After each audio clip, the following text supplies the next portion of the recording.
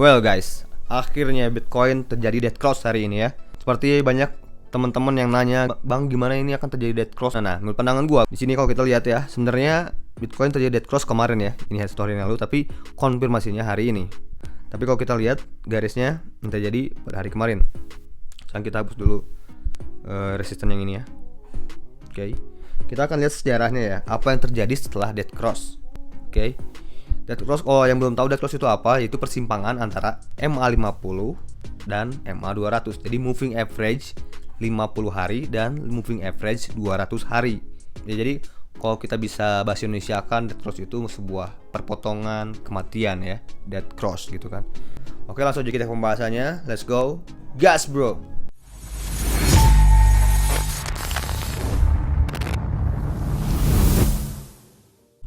Yo, what up guys, balik lagi channel Ihsan Agas and welcome to Crypto Time. Yo, dimana setiap harinya gue berbagi informasi, pandangan, opini, technical analysis mengenai cryptocurrency atau crypto aset. Dan ya, pada video kali ini gue akan membahas masalah dead cross dan juga pandangan gue mengenai pergerakan Bitcoin dan bear market atau bull market. Gue akan membahas beberapa hal yang gue ketahui dan yang gue research beberapa waktu ke belakang ini, planning dan juga analisis gue pribadi. Oke, kalau kita lihat pada layar kita sekarang, Bitcoin sekarang masuk lagi ke area demand ya, seperti yang udah gua bahas pada 2 video ke belakang mengenai Bitcoin ya. Ini masih dalam area demand dan kalau kita lihat ya masih higher low ya, masih di atas. Jadi secara chart ya tidak begitu menakutkan sebenarnya ya. Kalau kita lihat juga secara volume, kalau kita lihat guys, ini volumenya kecil banget ya. Sebenarnya ini semakin kesini volumenya semakin mengecil. Jadi apa yang kita khawatirkan sebenarnya ya nggak mengkhawatirkan juga sih ya sebenarnya. Cuman ya yang bikin orang banyak ngomongin itu masalah dead cross ya. Jadi udah sangat overrated banget orang ngomongin dead cross. Oke, jadi secara chart sebenarnya ini tidak begitu serem-serem amat ya, biasa aja. Tapi cuman yang akan kita omongin sekarang dead crossnya aja dulu. Nah, kalau kita lihat ini ke dead cross yang sebelumnya ini ya. Saja itu pernah Bitcoin terjadi dead cross yaitu pada tahun 2020. Yaitu pada Maret ya guys nih. Kalau kita lihat ya, di sini terjadi persimpangan antara moving average 200 dan 50-nya. Ya.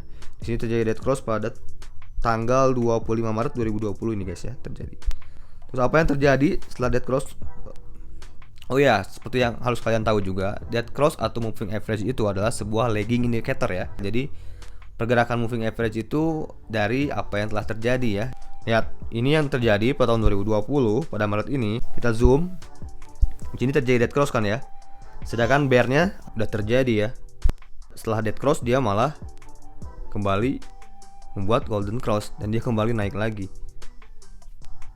Jadi itu yang nampak ya. Kalau MA itu atau dead cross itu yang terjadi adalah sebuah capturean atau pencatatan apa yang telah terjadi sebenarnya. Bukan apa yang akan terjadi selanjutnya, tapi pencatatan yang telah terjadi gitu guys. Terus lagi ke belakang ke tahun 2019 dia terjadi dead cross juga di sini ya. Udah gue tandai ini garis ini. Pada 2019 pun pernah terjadi dead cross di sini ya. Dan apa yang terjadi setelah dead cross? Ini ya, dead cross. Besoknya terjadi sebuah volume kenaikan yang luar biasa dan terjadi sideways aja ya sebenarnya. Lihat ya. Ini terjadinya dead cross di sini setelah terjadinya penurunan yang lumayan juga di sini ya. Ini juga terjadi dead cross di sini setelah terjadi penurunan yang tajam juga. Jadi itu ya guys. Terus terjadi juga pada tahun 2018. Jadi hampir setiap tahun terjadi dead cross ya sebenarnya. Kalau kita lihat yang terjadi pada tahun 2018, dead cross yang terjadi di sini, ini juga setelah terjadinya crash ya. Dan di sini terjadi pemulihan dulu dan di sini setelah dead cross dia terjadi sideways ya. Dan akhirnya kembali bull lagi ya. Dan ini juga yang terjadi dead cross pada tahun 2015 kalau kita lihat ya. Setelah terjadinya penurunan yang luar biasa dalam ya pada tahun 2015 nih. Setelah dead cross dia mengalami aksi pemulihan ya guys. Oke. Jadi kalian bisa simpulkan sendirilah. Setelah terjadi dead cross apa yang terjadi ya. Terus sekarang kita melihat ke chart yang terjadi sekarang untuk technical analysis ke depannya. Bentar kita hilangin dulu MA.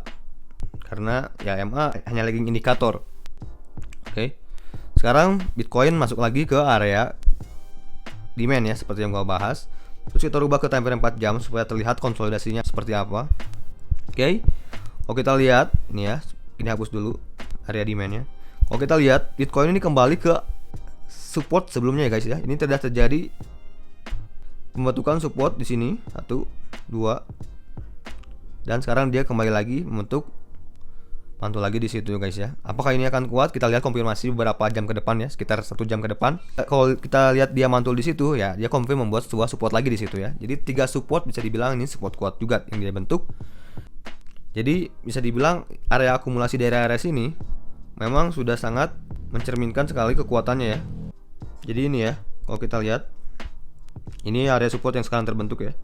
Tapi sebenarnya ini juga masih ada lower area bottom sebelumnya yang bisa dijadikan support, yaitu area sini ya.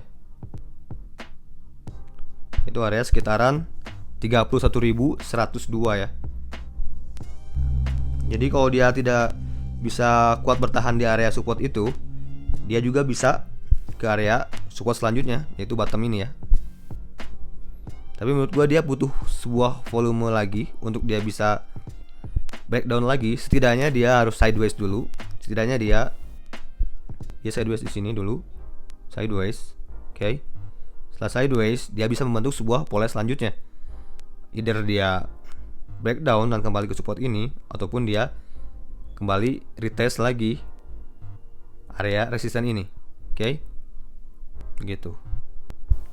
Kalau dalam time frame 1 hari ya, dia masih memang dalam area bearish area ya. Terus kalau kita rubah ke time frame mingguan, Bitcoin sekarang masih di dalam area bullish, cuman dia berada di area support ya.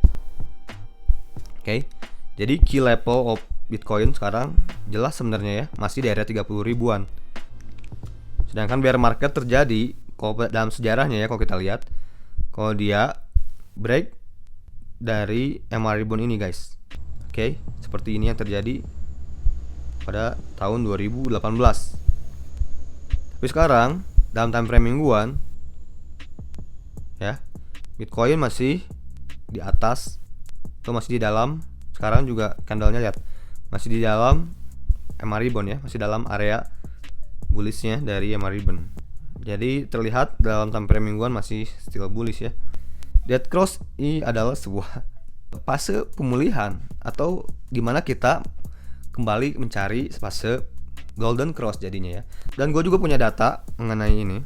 Ini ya, data historical dead cross ya, yang telah terjadi pada tahun 2014, 2015, 2018, 2019, 2020. Di mana ini history dalam average ya, secara rata-rata, jadi ya masih dalam area plus ya. Kalau kita hitung dari historical datanya ya, dalam 7 hari, dalam 30 hari. Jadi dead cross bukan sebuah awal dari kematian. Kalau kita lihat, kalian juga bisa lihat sendirilah tadi bagaimana. Oke. Terus juga ini ya, ada beberapa planning yang bisa terjadi. Ini kan setelah terjadi dead cross kan sekarang ya, sudah jelas terjadi dead cross. Dan ada beberapa planning apabila dia mengikuti apa yang kalian sebut bear market dan tetap supportnya atau area terbawahnya tetap masih di area 30 ribuan ya, tetap di area 30 ribuan. Dan apabila ini adalah sudah masa recovery ya, planningnya seperti ini guys. Terus kenapa gua kekeh tetap di 30 ribuan? Kita coba menggunakan Fibonacci. Kita cek swing low-nya di area sini ya. Ini ya, confirm ya, area low-nya di sini. Dan ini swing high-nya. Jelas. Kalian bisa lihat di area mana golden ratio-nya. Ini ya. Jelas sekali. Ini dia golden ratio Fibonacci, yaitu di area sini. Ya. Sangat jelas sekali di area 30.700 ya. Itu area golden ratio Fibonacci. Jadi area situ sangat berat karena di situ udah nggak ada volume lagi buat ngangkat. Jadi kalau misalkan dia break dari 30.700, menurut gua bukan lagi ke 20.800 turunnya. Bisa pura-puranda ke 10.000 pun bisa, ke 9.000 pun bisa, ke sini ya, ke 9.600 pun bisa guys. Kalau dia breakdown dari 30.000. Jadi itu pandangan gua mengenai Bitcoin ke depannya. Jadi selama dia masih dalam area di atas 30.000, bahkan di bawah, di atas 33.000 ya, ini ya. Masih di atas 30 berapa sih? 33.400, dia kan masih di supportnya ya. Kita lihat. Cenderungan ya memang sideways. Sekarang kita masih jauh dalam sebuah tren bullish intinya. Tapi tidak juga mengkhawatirkan, maksudnya. Jadi tidak mengkhawatirkan juga, cuman ya kita masih jauh aja dari bullish trend gitu. Gitu aja sebenarnya kesimpulannya. Oke. Kalian ngerti maksud dari pemaparan gua hari ini? Oke. Jadi sudah sangat jelas ya.